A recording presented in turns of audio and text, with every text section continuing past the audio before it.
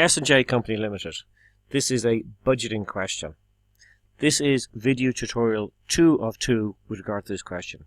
In video tutorial number 1, we looked at constructing the cash budget, and now in this video tutorial we will look at the income statement and the statement of financial position. In video tutorial number 1, we reviewed the question, and we have the question here. You should have a copy of the question in front of you and work through it as we work through it in the video tutorial. And then if we just scroll down the question, we can see the requirements. So if you can see here, in video tutorial number 1, we completed the cash budget. And now what we're going to do is we're going to do a budgeted income statement, and then finally a budget statement of financial position. So what we'll do is we will go straight through the budgeted income statement. So if we set up our budget income statement as follows, we would have, first of all, the trading account. It's a fairly typical trading account. We have sales less the cost of sales, which will be made up of the opening inventory, our stock, plus the purchase less the closing inventory. Now I need to pick this information out of the details given at the beginning of the question. So if I go back and have a look at that, we have the sales figures are these figures here.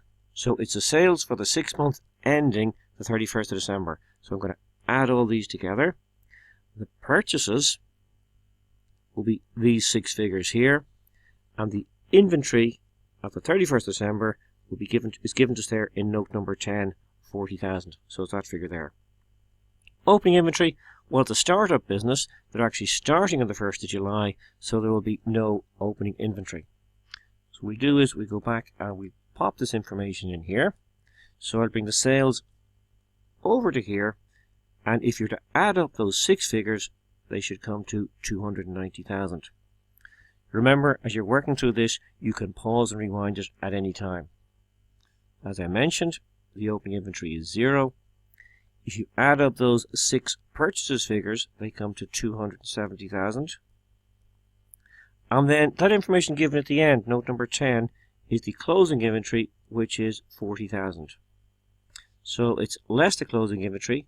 So if I have here opening inventory of 0, add in the purchase of 270,000, take away the closing inventory, which gives us a cost of sales of 230,000. Now I'm going to take my cost of sales away from my sales figure to get my gross profit, and the gross profit here should be 60,000. So that is our projected trading account, which is part of the overall income statement. Now if I just tidy that up a little bit, this is what we should have. Now what we're going to do is we're going to put in the expenses. So we're going to list the expenses down here. Now we need to go back and have a look and see what are the expenses. So if I go up to this, I can see note number 1, that's about capital coming in, but it actually mentions here debenture interest, so we're going to have to work that out. Note number 2, sales. Note number 3, purchases, we've dealt with that. Wages and salaries, there's another expense. Directors' fees, Sean and Jack, so they're taking 1,000 each, that's 2,000 in total per month. The debenture interest, which you already mentioned, so we have to work that out there. Premises, that's not an expense. Fixed costs, they are an expense. Now, the equipment is not an expense, but the depreciation on the equipment is an expense. So what we have now is 5 expenses: debenture interest, wages and salaries, directors' fees, the fixed costs, and the depreciation. So what we're going to do is going to go back and we're going to pop those in, and as I said, we're just going to list them here. So if I just drop them in, that's what we'd have. So going through each of these one by one, we're looking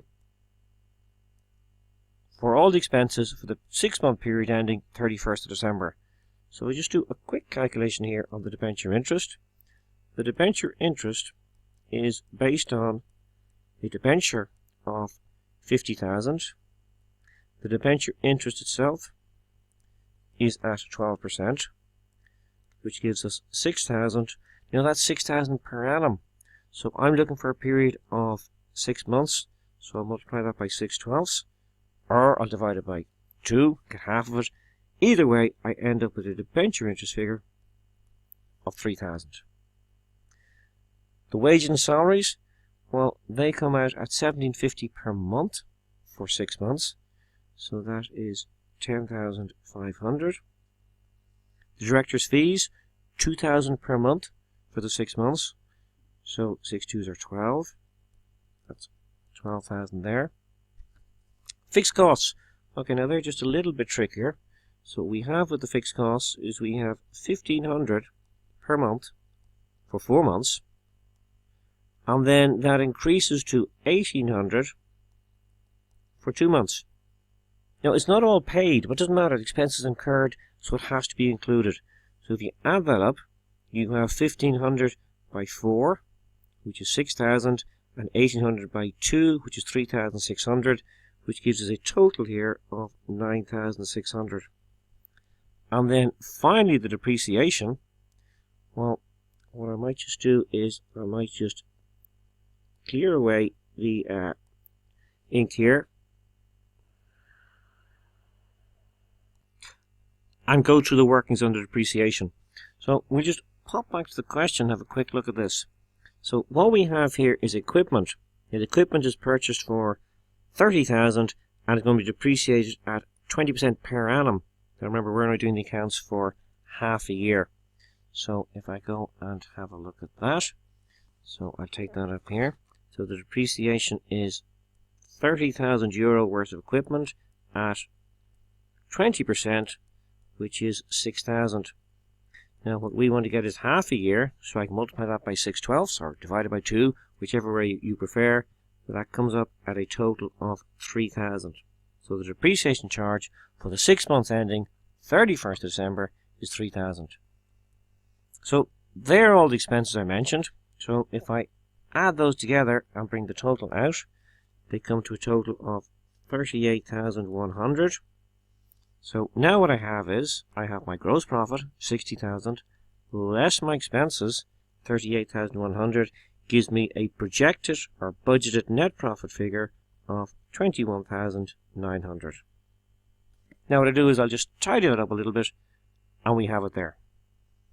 So that gives us our projected income statement. Or to be fair, we've got our trading account and our profit and loss account. Next thing is we'll have a look at the projected or budgeted balance sheet as at or on the 31st of December. Okay, so we'll just pop back to the requirements for a second. Now we can see here we now have done the budget income statement, i.e. the trading account and the profit and loss account, and we're going to have a look at the budget statement of financial position, i.e. the balance sheet, at the projected or budgeted balance sheet as at the 31st of December. So what I'm going to do is I'm going to set this up as assets equals to capital plus liabilities. So I'm going to do my assets first. So what we'll do is we go and have a look at the assets. So I'm going to have my non-current assets and my current assets. So let's go and have a look at that. So here, working out on my assets, I'll have my non-current assets. What are the non-current assets going to be? Well, we have them listed there, but just to check on it, what we have here is note number 7. We can see premises with no mention of any depreciation, and note number 9 with depreciation. So what I do is I'll pop those figures in. So what I have is premises, 85,000. So if I put that in there, no mention of any depreciation, so the net book value will be 85,000. And then the equipment, 30,000. Now there is depreciation on this. Now what I have to do is to make sure I keep the depreciation in line with the projections I've made. So if I just go back to my income statement, I can see I have already put in depreciation of 3,000 for the 6 months ending 31st of December. So that there is the figure I'm going to use for the depreciation. So I'll pop that in there. That's 3,000, which means the net book value of the equipment would be projected to be on the 31st of December 27,000. Now if I add all these up, I have non-current assets with a total cost of 115,000. I have total depreciation to the 31st of December of 3,000, which will give me a net book value of 112,000 even on the 31st of December. Now I'm going to look at my current assets. So what I would have under current assets usually would be my inventory, I'd have my receivables, and I would have my bank or cash figure. Okay, well, let's just have a quick look at this. If I go back to the question, note number 10 there gives us the inventory. So what I'll do is I will pop that in. So the inventory is projected to be 40,000. The receivables figure, okay, well now that's just a little bit trickier. The best thing might be to go to our cash budget and have a look at that. So if I just go back to the cash budget here, and what we can see here is I sell goods on credit. Those people are my receivables, or their debtors. The July sales I got paid in September, August, October, September, November, October, December. So the November and December sales that we've made aren't paid for yet, so therefore that would imply that we'd have receivables of 105,000. I guess the other thing is, what about the projected cash in the bank? Well, what we're projecting here is a cash deficit, 38,300. So we'll just make a little assumption. We'll assume that that deficit will be financed through some short-term finance or borrowing. So we'll put it in our projected balance sheet as a current liability or a bank overdraft. So back here then, I now have worked out that my receivables figure will be the goods I sold in November and December, which comes to 105,000. Now, based on this plan, I'll be getting paid for those in January and February of the next year. So that would give me 145,000 euro worth of non-current assets. And if I add all those together, I get 257,000 euro worth of assets in total. So this figure here is my total assets. Okay, so just tidying that up. There we have the total of the non-current assets, the total of the current assets, and here, total assets. Okay, so that's the asset side. So just moving back to the requirements, here we can see what I said I was going to do. I was going to work at the assets first, which we've just done. Now we're going to work at the capital and the liabilities. Now the capital will be relatively straightforward. It's the opening capital. But then remember, when you're doing these, that if the business is making a profit, the profit gets added on. So in this projection, there is actually a profit. So we'll go have a quick look at this now. So if I go over to my capital and liabilities, this is what the whole thing should look like. I'll have my ordinary share capital plus my reserves, or if you prefer, the profit and loss account. The ordinary share capital, let's have a look at the question. Sean is going to put in 50,000 and Jack's putting in 50,000. So there'll be 100,000 euro worth of ordinary share capital. So I'm going to put that in there. Now, based on this plan or this projection, there actually looks like they're going to make a profit. So if I go and look at my income statement, I can see they're forecasting a profit of 21,900. Now, that's going to enhance the wealth of the owners, or the value of the business. So that gets added on to the capital. So what I'll do is I'll add that 21,900 onto my capital. So that's 21,900. So now the capital increases to 121,900, and that is the ordinary share capital plus the reserves. Now, under liabilities, well, what you'll usually have is payables. This will be goods will be purchased. Now, in this case, as we've already mentioned, we have the deficit on the cash, which said we'll assume it's some sort of current liability, such as a bank overdraft. And we also have fixed cost accrued, which you actually mentioned that's in passing when we were doing the cash budget. So I need to go and get these figures. So back to the question. Here we have note number 3, purchases. All on credit are estimated to be as follows, and creditors or payables are paid in the month following the purchase. So July is paid in August, September, October is paid in November is paid in December. The December figure will be paid in January. So on the 31st of December, that will be a liability. So I need to pop that in, and that figure is 45,000.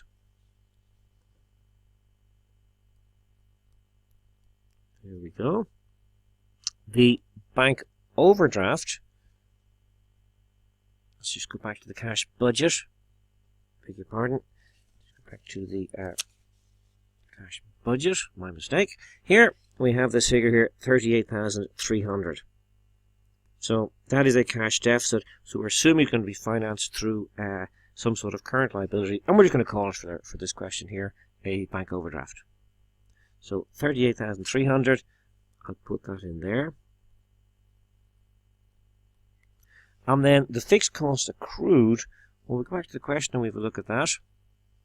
Here we see the fixed cost. This is note number 8.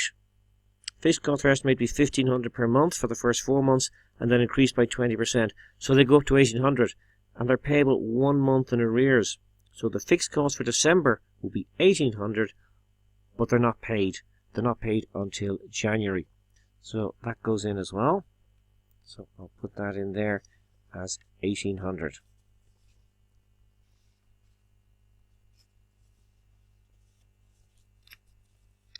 Okay, now if I add these three up here, what I should get is a total of 85,100. So that is the total of the current liabilities. Now the final little thing here is the non-current liabilities. The non-current liabilities are the debentures. So just go back to the question again. We can see here note number 1. There's 50,000 euro worth of debentures. So that's the figure we're looking for. So if I go and pop that in. And what I'll do is I'll just bring that straight out. There's only one item under non-current liabilities. That's the debentures. So I'll put that in. So that's 50,000 euro.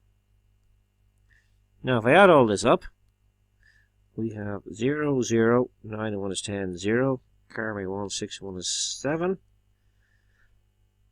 15, 257. Okay, I'll just actually tidy this up a little bit. So what we have here is the ordinary share capital plus the retained profit, 121,900, plus the current liabilities, 85,100, plus the debentures, which are the non-current liabilities, 50,000, gives a total of capital and liabilities of 257,000. Now, if I just go back to my non-current assets, I beg your pardon, to my assets, here we can see total assets 257,000, and assets must equal to capital plus liabilities. So what I'll do is I'll just pop back here to my capital plus liabilities, and we see this is also 257,000. Okay, so that's the S&J budgeting question. In video tutorial number 1 we did the cash budget, and in video tutorial number 2 we've done the income statement and the statement of financial position, or if you prefer to use the term balance sheet. Thank you very much.